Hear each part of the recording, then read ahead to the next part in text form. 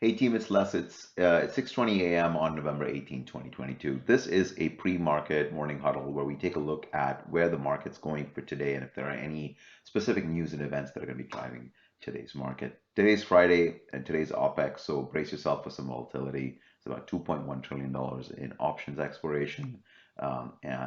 So you expect some back and forth between bulls and bears today. Let's take a quick look at the indexes. We mentioned earlier from a Qs perspective, if you've been watching our videos, the Qs have been in this downtrend. You can see these series of higher lows from 367, 327, and most recently sort of 289. And the market reversed a little bit for the last couple of days. And we're going to see if the market can continue to hold this uptrend for now. This is prior support, kind of broke through the support. Let's see. Pre-market right now has sort of clawed its way back up into it at 287.60.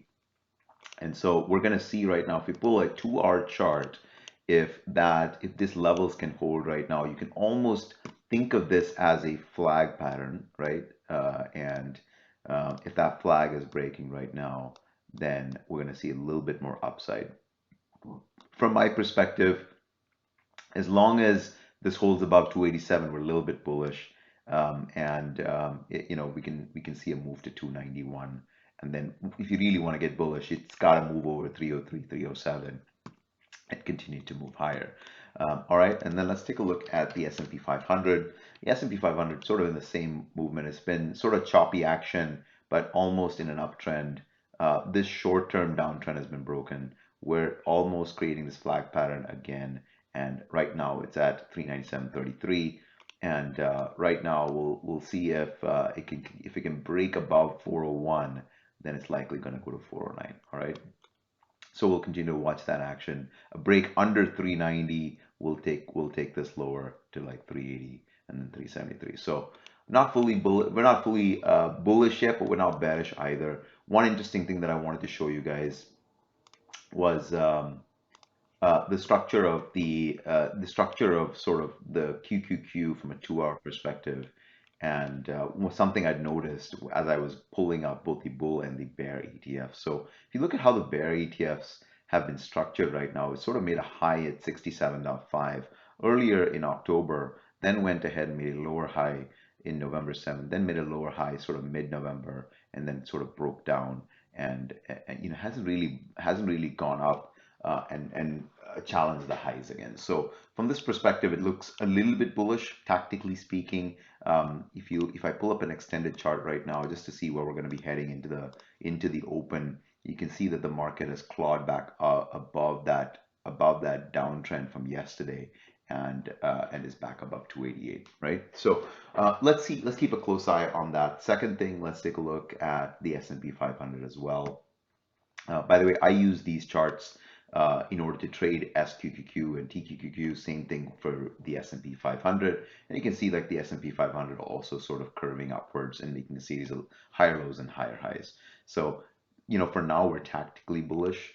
I have from a QQQ perspective, I bought TQQQ and will be continuing to scale in as long as the Qs tend to be bullish.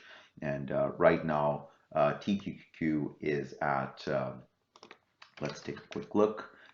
It's at 22.46. So if it can, a break above 22 for me was a good sign. If it can continue to hold those levels and move above 23, then I think we're going to see higher prices. SMH as well is semis, and semis tend to move ahead of the market. We'll take a look at semis from a daily perspective, and you can see right now there was this kind of break above and then a breakdown, but holding those levels. So that's good. I'm going to show you guys the daily as well on the S&P 500. Same thing here. Holding that 10 EMA is critical in order to continue that uptrend. All right. So and this last for the Qs as well. So the Qs also holding that 10 EMA.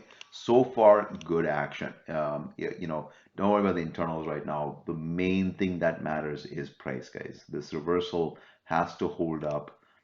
This level has to hold up in order for the price to grind higher.